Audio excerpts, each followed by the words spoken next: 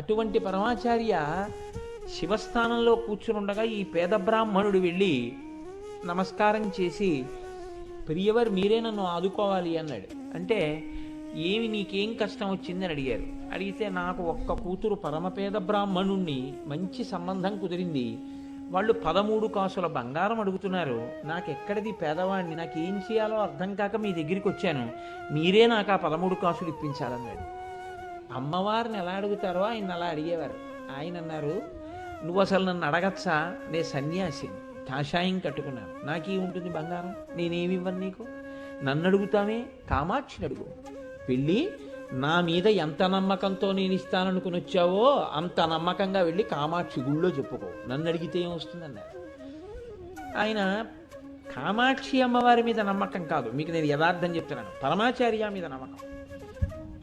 గురువుగారు చెప్పారు కాబట్టి వెళ్ళిపోయి కామాక్షి అమ్మవారి గుళ్ళో కూర్చుని కామాక్షి అమ్మవారిని ఆరాధన చేసి ఆవిడికి చెప్పుకున్నాడు ఆయన, అమ్మ 13 కాసులు బంగారం కావాలి, నేను రాలేదు నీ దగ్గరికి, స్వామివారు చెప్పారు వెళ్ళమని, అందుకు వచ్చాను, నిజాయితీ అనండి, అందుకుని వచ్చి నీకు నమస్కారం చేశాను, 13 కాసులు బంగారం ఇప్పించు, పెళ్ళి అవ్వాలి.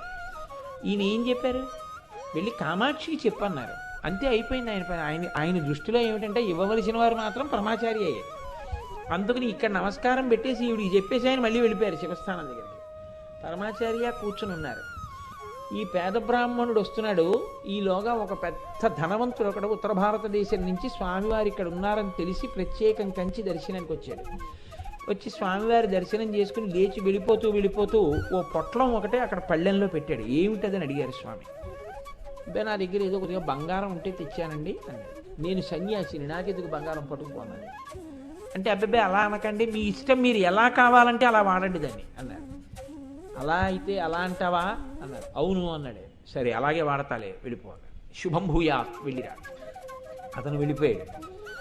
ఈ పేద బ్రాహ్మణుడు వచ్చాడు. మీరు చెప్పమన్నారు, చెప్పేశాను కామాక్షికి, ఎప్పుడు వస్తాయి 13 కాసులు అన్నాడు. అంటే ఆయన నవ్వి అన్నారు, ఆ పళ్ళెంలో ఏముందో మూట విప్పి చూడన్నారు. విప్పి చూశాడు. స్వామి బంగారు కాసులు అన్నాడు. ఎన్నున్నాయి? 13. చాలా, చాలు, పట్టుకో. ఆయన చేత్తో కూడా ముట్టుకోలేదు.